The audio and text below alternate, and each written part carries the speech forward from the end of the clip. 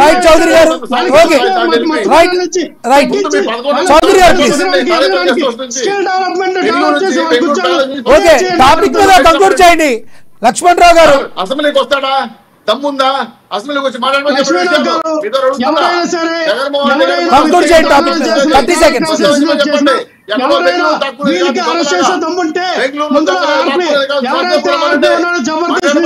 అందరినీ అరెస్ట్ చేస్తారు లక్ష్మణరావు గారు. ఎవరైతే తప్పులు చేశారో అందరినీ అరెస్ట్ చేస్తారు. దానిలో మీరేమీ కంగారు పడకండి, బాధపడమాకండి. మీ పార్టీ వాళ్ళనే కాదు, పార్టీలకు అతీతంగా ఎవరు తప్పు చేసినా వాళ్ళు తుప్పు రేకొడతారంట, డౌటే లేదంట.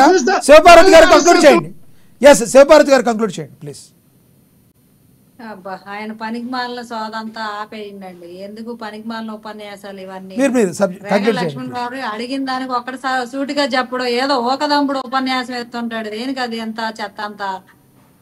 అడిగిన దానికి ఆన్సర్ సూటిగా చెప్పడం నేర్చుకోండి ముందు. అసలు ప్యానల్లో ఇసుకించకుండా జనాల్ని. లక్ష్మీనాగ్ గారు, మేము చెప్పేది ఒకటే క్లియర్ గా, ఇక్కడ ఏ కార్యకర్త అయినా ఫేక్ అకౌంట్ ఎవరైనా ఎనీవన్ ఫేక్ అకౌంట్ తో గనక మహిళల యొక్క మాన ప్రాణాలని కించపరుస్తూ ఎవరైతే పోస్టులు పెడతారో, డీప్ ఫేక్లు గానీ, ఎడిటింగ్ గానీ, మార్ఫింగ్ గానీ ఇట్లా చేసి సోషల్ మీడియాలో విచ్చలవిడిగా ఎవరైతే ఆంబోతుల్లాగా విరుచుకు పడతారో వాళ్ళని మాత్రం వాళ్ళ కొమ్ములు ఎరగదీయటం మాత్రం జరిగిద్ది. ప్రభుత్వంలో కొత్త ఆర్డినెన్స్ తీసుకురావాలి, కొత్త చట్టం తీసుకురావాలనే కేబినెట్ మీటింగ్ లో సమావేశంలో డిక్లేర్ అయ్యారు. అది ఐటీ యాక్ట్ నోటీసులు ఇచ్చి పెళ్లి కొడుకు ఇచ్చి అత్తగారింటికి వచ్చినట్టు వెళ్ళిపోయి నోటీసులు ఇచ్చి కూర్చోబెట్టే పరిస్థితి కాదు.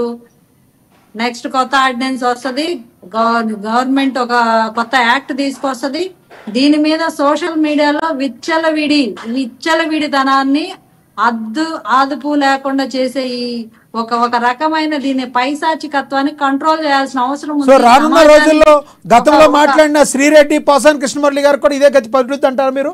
ఇలాంటి వాళ్ళ మీద కూడా స్ట్రాంగ్ గా యాక్షన్ ఉంటది. స్ట్రాంగ్ గా, వెరీ వెరీ స్ట్రాంగ్ గా యాక్షన్ ఉంటది. ప్రతి ఒక్కళ్ళు నోరు పారేసుకున్న ప్రతి ఒక్కళ్ళకి చర్యలు మాత్రం చాలా భయంకరంగా ఉంటాయి. ఇది మాత్రం వదిలిపెట్టే ప్రసక్తి చిన్న విషయం అయితే కాదు. ఎవరైతే వాళ్ళని ప్రోత్సహించారో, ఎవరైతే డబ్బులు కకృతి పడి పాపం వాళ్ళ జీవితాలను పణంగా పెట్టి ఆ నోటి మోషన్స్ చేసుకున్నారో వాళ్ళందరికీ సరైన గుణపాఠం ఉంటది. అట్లా వాళ్ళని చూసి ఇంకెవరు తయారవ్వకుండా కూడా యువత, మంచి మంచి పొజిషన్ లో ఉన్నోళ్ళు కూడా తెలియక తప్పు చేసే వాళ్ళు కూడా ఉన్నారు ఫేక్ అకౌంట్లతోటి. ఇలాంటి వాళ్ళు కూడా జీవితాన్ని కూడా కోల్పోయే పరిస్థితుల్లోకి వెళ్తారు. వాళ్ళలో అవేర్నెస్ వస్తుంది. మనకెందుకు వచ్చిన గోల? విమర్శ అనేది, సద్విమర్శ అనేది ఎవరైనా తీసుకుంటారు. వ్యక్తిత్వ హననాలు, వ్యక్తిగత దాడులను మాత్రం ఎవరు ఉపేక్షించరు.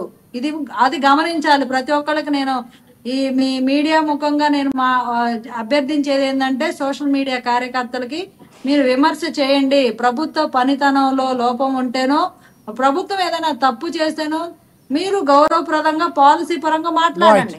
అంతేగాని మహిళల యొక్క వ్యక్తిగతాలు, నాయకుల యొక్క వ్యక్తిత్వాల గురించి, లేకపోతే వాళ్ళ బెడ్రూమ్లో వెళ్ళి మాట్లాడే విషయాలు సోషల్ మీడియాలో విచ్చలవిడిగా ఇలా ఈ భాషా జాలాన్ని కంట్రోల్లో పెట్టుకోకపోతే ఖచ్చితంగా దెబ్బతింటారు. రైట్ వెల్పూరి శ్రీనివాస్ గారు కంక్లూడ్ చేయండి. సార్, ఇప్పుడు రాజకీయాల్లో దురదృష్టం ఏమైందంటే, క్రిమినల్స్ మరి రేపిస్టులు వీళ్ళందరూ కూడా ఎమ్మెల్యేలు, ఎంపీలు, మంత్రులు, ముఖ్యమంత్రులు అయ్యారు.